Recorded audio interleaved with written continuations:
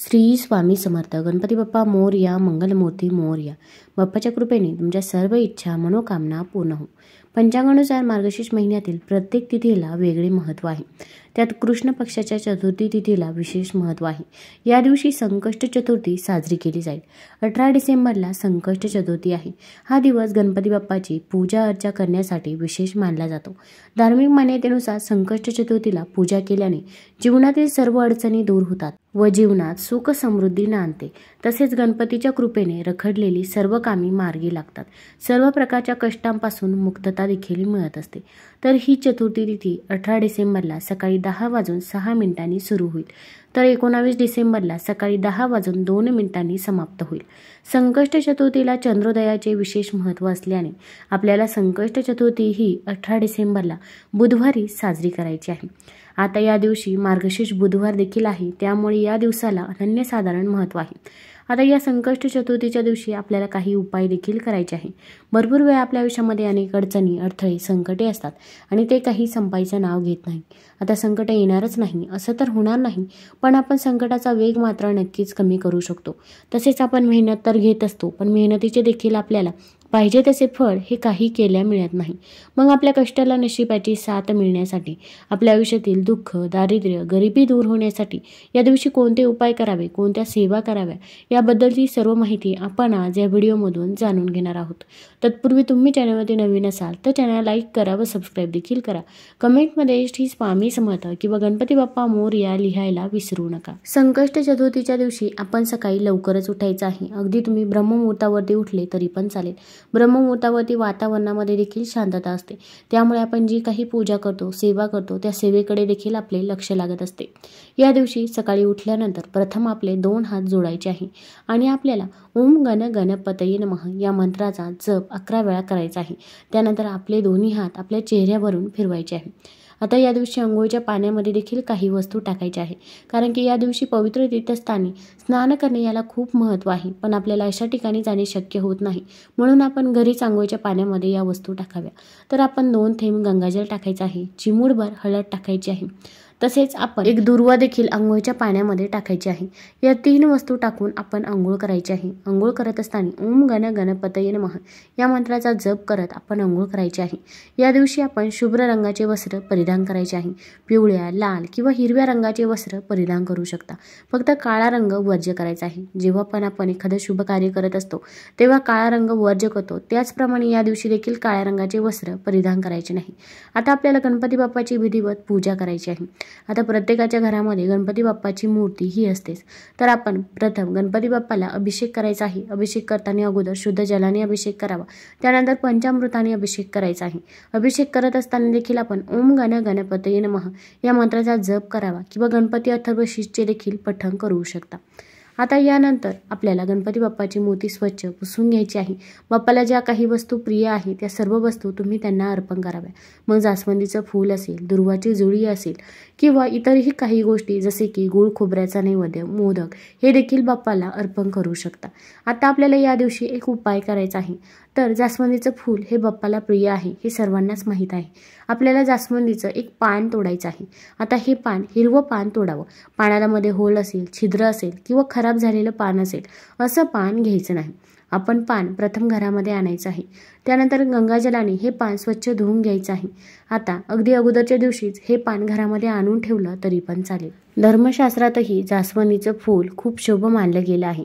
हे फूल काली माता आणि श्री गणपतीला अर्पण केलं जातं. जास्वंदीचं फूल सौभाग्याचं प्रतीक मानलं गेलं आहे. रोजच्या पूजेसाठी देखील या फुलाचा वापर होतो. शनिवारी श्री हनुमानाला जास्वंदीचं फूल अर्पण करणं चांगलं मानलं जातं. सूर्यदेवाची उपासना आणि पूजाविधीलाही लाल जास्वंद फुलाचा वापर केला जातो. आपल्याला या लाल जास्वंदीचंच पान घरी आणायचं आहे. आता हे पान आपण स्वच्छ पुसून घ्यायचं आहे. देवघरामध्ये प्रथम एक दिवा प्रज्वलित करायचा आहे. मग तुम्ही शुद्ध तुपाचा किंवा तिळाच्या तेलाचा, मोहरीच्या तेलाचा दिवा देखील प्रज्वलित करू शकता. या दिव्यामध्ये आपल्याला चिमूटभर हळद टाकायची आहे. तसेच दिव्याखाली आपण आसन देखील द्यायचं आहे. मग एक प्लेट घ्यायची आहे. प्लेटमध्ये आपण कुंकवाने स्वस्तिक काढायचं आहे. कुंकवामध्ये गुलाबजल किंवा गंगाजल टाकू शकता. स्वस्तिक हे शुभतेचं आणि मांगल्याचं प्रतीक समजलं जातं. जिथे स्वस्तिक काढलं जातं तिथे नेहमी शुभ कार्य ही होत असतात.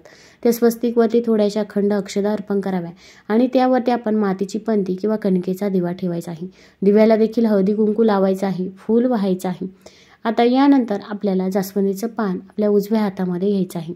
त्यानंतर आपण जास्वंदीची एखादी काडी घ्यायची आहे किंवा अगदी तुम्ही दुर्वाची काडी घेतली तरी पण चालेल. आपल्याला या पानावरती आपली इच्छा लिहायची आहे. मग तुम्ही कुंकवाच्या साह्याने आपली इच्छा त्या पानावरती लिहू शकता. कुंकवामध्ये गुलाबजल किंवा गंगाजल टाकावं. त्यानंतर तुमची इच्छा शॉर्टकटमध्ये त्या पानावरती लिहावी. मग तुमच्याकडे पैसा येत नसेल तर तुम्ही धनप्राप्ती लिहू शकता किंवा नोकरी मिळत नसेल तर नोकरी लिहू शकता. संतान प्राप्ती होत नसेल तर संतान प्राप्ती असे देखील लिहू शकता किंवा मुलांची पाहिजे तशी प्रगती होत नसेल, मग अभ्यासात असेल किंवा नोकरीत असेल तर ते देखील तुम्ही त्या पानावरती लिहू शकता. आपली कोणतीही एकच इच्छा त्या पानावरती लिहायची आहे आणि ती पण तुम्ही शॉर्टकटमध्ये धनप्राप्ती, पैसा किंवा नोकरी अशा प्रकारे लिहू शकता. आता आपली इच्छा लिहून झाल्यावरती त्यावरती थोड्याशा अखंड अक्षता अर्पण करायच्या आहे. आपण एक लाल रंगाचं कापड घ्यायचं आहे. आता हे कापड आपल्याला श्री गणेशांपुढे ठेवायचं आहे.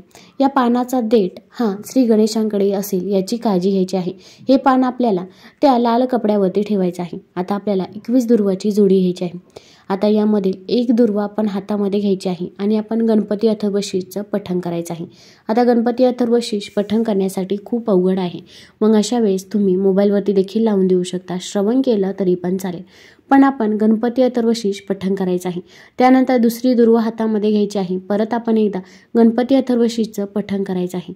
अशा प्रकारे आपण 21 दुर्वा घेत 21 वेळा गणपती अथर्वशीर्षचं पठण करावं.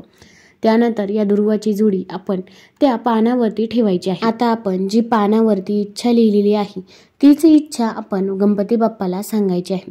अगदी मनापासून आणि श्रद्धेने आपण आपली इच्छा सांगावी. तसेच ही सेवा देखील मनापासून आणि श्रद्धेने करावी. आता आपली इच्छा म्हणून झाल्यानंतर आपण 21 दुर्वाची जोडी तिथे ठेवायची आहे. त्यानंतर हे पान आपल्याला दिवसभर तिथेच ठेवायचं आहे किंवा अगदी जर तुम्ही सायंकाळी हा उपाय केला असेल तर सायंकाळी थोडा वेळ आपण हे पान तिथेच ठेवावं. मग 15-20 मिनिटांनी किंवा अर्ध्या तासाने किंवा जर सकाळी पान ठेवलं असेल तर सायंकाळी आपण हे पान तिथून उचलायचं आहे. आता या पानावरती आपण 21 दुर्वाची जोडी ठेवलेली आहे. लाल रंगाच्या कपड्यामध्ये तुम्ही हे बांधून घेऊ शकता. याची पोटली बनवली तरी पण चालेल. हे पान घेऊन आपल्याला जवळच असणाऱ्या गणपती बाप्पाच्या मंदिरामध्ये जायचं आहे. मग आता जवळच गणपती बाप्पाचं मंदिर नसेल तर भोलेनाथांचं मंदिर असेल, माता लक्ष्मीचं मंदिर असेल किंवा दुसरं कोणतंही मंदिर असो, तिथे गणपती बाप्पाचा फोटो किंवा मूर्ती ही असतेच. तर आपण तिथे जायचं आहे. आता तिथे गेल्यानंतर आपण एक शुद्ध तुपाचा दिवा तिथे प्रज्वलित करायचा आहे किंवा तिथे दिवा प्रज्वलित असेल तर त्या दिव्यामध्ये तेल टाकायचं आहे. तसेच बाप्पाला ज्या काही वस्तू प्रिय आहे त्या सर्व वस्तू तुम्ही बाप्पाला नक्कीच अर्पण करू शकता. मग जास्वंदीचं फूल असेल, गूळ खोबऱ्याचा नैवेद्य असेल किंवा मोदक असेल तर या गोष्टी बाप्पाला अर्पण करायच्या आहे. त्यानंतर आता ही पोटली आपण आपल्या उजव्या हातामध्ये घ्यायची आहे आणि आपली जी काही इच्छा आहे, आपण जी पानावरती इच्छा लिहिली आहे ती गणपती बाप्पाला सांगायची आहे. लवकरात लवकर पूर्ण होऊ दे यासाठी प्रार्थना देखील करायची आहे. त्यानंतर हे पान बाप्पाच्या चरणाजवळ ठेवायचं आहे. आता आपण ओम गण गणपतये नमः या मंत्राचा 21 वेळा जप करायचा आहे किंवा जर तुम्हाला तिथे बसून 108 वेळा हा जप करणे शक्य असेल तर 108 वेळा देखील तुम्ही हा मंत्र म्हणू शकता किंवा श्रवण केलं तरी पण चालेल. त्यानंतर हे पान आपल्याला बाप्पाच्या चरणाजवळ तिथेच राहून द्यायचं आहे आणि मग घरी यायचं आहे. आता घरी येताना मध्ये कुठे थांबायचं नाही. मध्ये कुठे थांबलो तर आपण जो काही उपाय केला, जी काही सेवा केली तर ती सेवा ही फलदायी ठरत नाही. तुम्हाला जर हा व्हिडिओ आवडला असेल तर चॅनल लाईक करा, सबस्क्राईब करा. धन्यवाद.